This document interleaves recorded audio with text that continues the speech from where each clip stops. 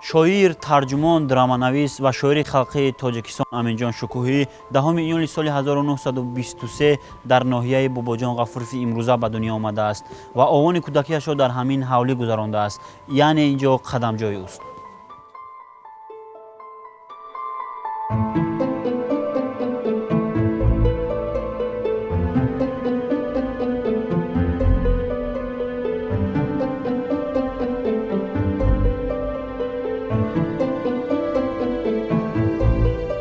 حاضر ما در حوالی استاد امینجان شکوهی ایستاده‌ایم و در نزد شما یک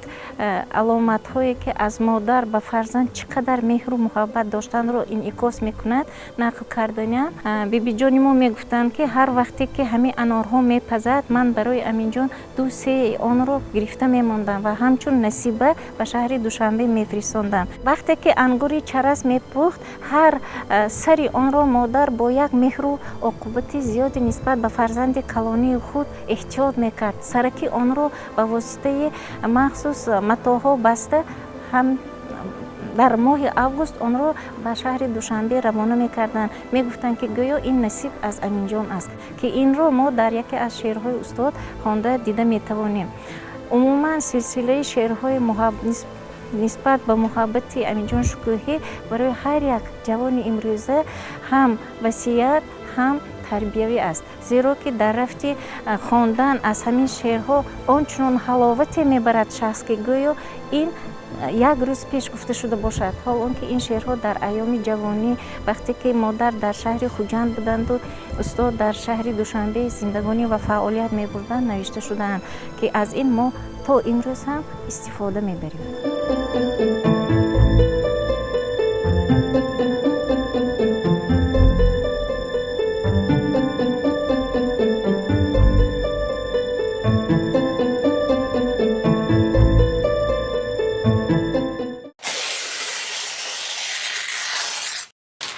ما حاضر در اتاقش نشستیم که در همینجا پدر بزرگوارم امینجان شکوهی تولد یافتند، در همینجا بابای رستند، با مکتب میانه رفتند از همینجا و اینجا حولی مادر کلانم هستند. و بعد آن که مکتب رو تمام کردن در روزنامه ولایتی کار کردن، بعد آن کس را در سال 1956 چون سرمحرری روزنامه تاجیکستانی سوویتی و دوشنبه به کار تعیین شدند که ما همه از اینجا کوچیده رفتیم و البته در این اتاق هر تابستان که وقتی کنی وای میشد تعطیلی تابستان میشد ما با اینجا و نزد مادر کلان می آمدیم، در اینجا دم می گرفتیم، در اینجا کار می کردیم و پدر هم البته در روز رخصتیشان می آمدن. من این کتاب هایی که شما در این رفت می بینید پدرم آوردگی در سالهایی که در مسکو در مکتب پرتیوی خواندگی بودن می آوردن با ما. البته کتاب از همه چیزی گرانبها حساب می شد. در دوشنبه ما مکتب رو تمام می کردیم، پدر از کار می آوردن، البته با ما کتاب سوها می آوردن و ما البته انتظار آن می شدیم که اینش بکی، اینش برای کی گفته. برای آن که روزنامه ها عبونه می شدیم با ما چیکی کدام ساحه که مقول است با ما انتخاب می کردیم. البته خرسندم که در چنین پدر دارم، چنین بزرگوار پدر دارم.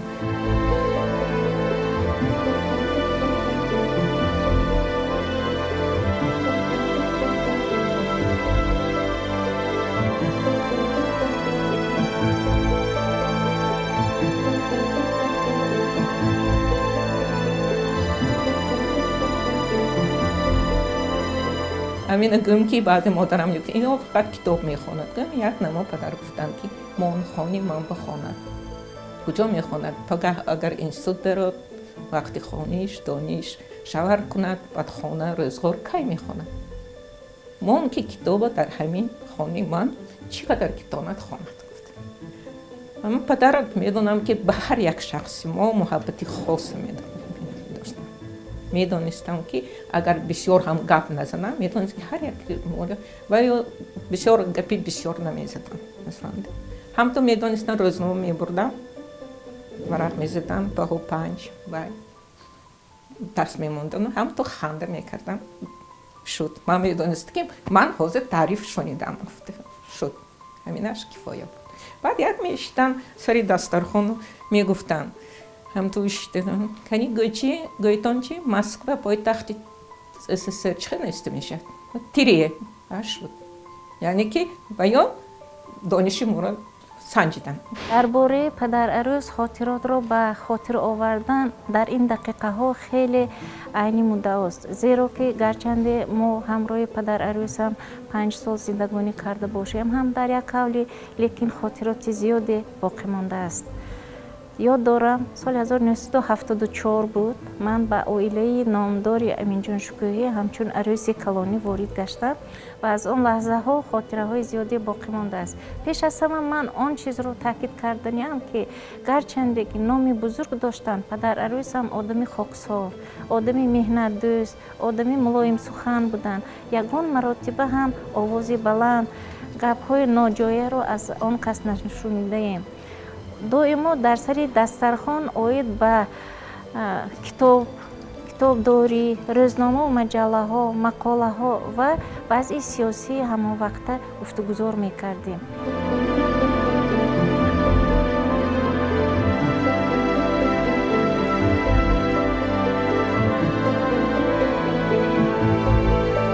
нағз медидан ки ҳама гирди дастархон бошинем суҳбат кунем ҳар ки ин куҷо рафт чӣ кор кард мепурсидам баъд монсе ки ҳама хиста хиста аз сари дарсу аз паи мешудем модарам кити шида ба шеърои навистагишона мехондам медонам ки барои модарам кити мутолиа мекарданд маслиҳат мепурсиданд худашон ошк буданда нағз медиданд дик монда оштон مثلا شاور کرده زنگینده بود که توی من در اینجا گذشتگی بود اونجا به من هم کورسوم جهاز دادم هم کورسوم حیران بودن که خودی امینجان شکوهی عشق رستم اونجا برای ما تا که هم برای شما خودی کترم شما با عشق میکنند من میدم دقیقا اویل داری بسیار در درجه اولی بود مادرم رو بسیار حرمت میکردن همین شعری که تو گفت نگفتگی همینش همه ما خشکی بودن خودشون در ترجمه حالشون نیستن که خداوند همیشه کرده است که با همسرم ما یکدیگر رو بسیار نقص میفهمیم که در حیات من با همین شخص واخوردگی بودم و گفته که خانه دار شدیم падарарӯз ба ягон ғизое ки мо омода месохтем эрод намегирифтанд хоҳ вай авқотҳои тоҷикона бошад хоҳ вай авқотҳои миллии русӣ бошад ба ягон хӯрок ягон маротиба эрод нагирифтанд баръакс мегуфтанд ки ин қадар ҳам бомазза шудааст ана авқоти бомаззаи тоҷиконае бинед ана авқоти бомаззаи русона бинед бинобар ҳамин аз сабаби он ки каму беш фишорбаландӣ дар падарарӯз дида мешуд бештар мо бо хӯрокҳои сабук одат карда будем бештар хомшӯрбое мекардем ва он ҳамчун ғизои аз ҳама ҳам болаззаттарин қабул карда мешуд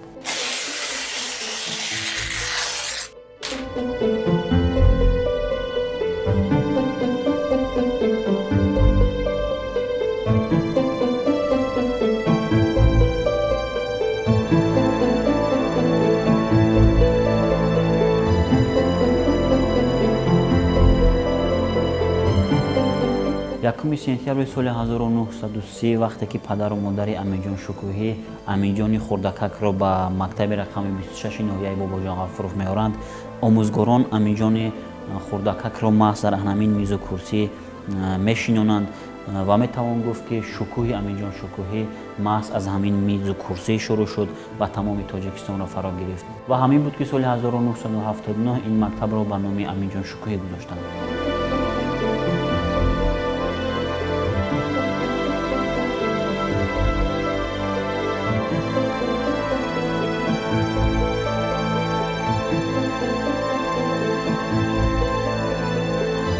аз соли 1979 инҷониб мактаби деҳаи Ремон ҷамоати Ҳайдар Усмонов рақами 26 ба номи Аминҷон Шукуҳӣ соҳиб гардидааст. Аминҷон Шукуҳӣ дар ҳамин мактаб дар ҳамин муассиса таҳсил намуда аз он ҷо аз хурдӣ ба шеърнависӣ шавқу ҳаваси зиёд доштанд ва он касе то ба номи шоирӣ маъруф номдор гардиданд. барои ҳамин шинохтани ин шоир мо дар мактаб осорхона ташкил намудем ва дар ин осорхона хонандагон омада бо ҳаёт ва фаъолияти шоири ширинбаён Аминҷон Шукуҳӣ шинос мегарданд ва ҳар сол дар муассиса озмуни шукуҳихонӣ гузаронда мешавад ки дар он хонандагон хеле фаъолона иштирок намуда то ба озмунҳои ноҳиявию вилоятӣ иштирок намуда соҳиби дипломи дараҷаҳои олӣ гардиданд ва соҳиби ифтихорномаҳои ноҳиявию мактабӣ гардиданд.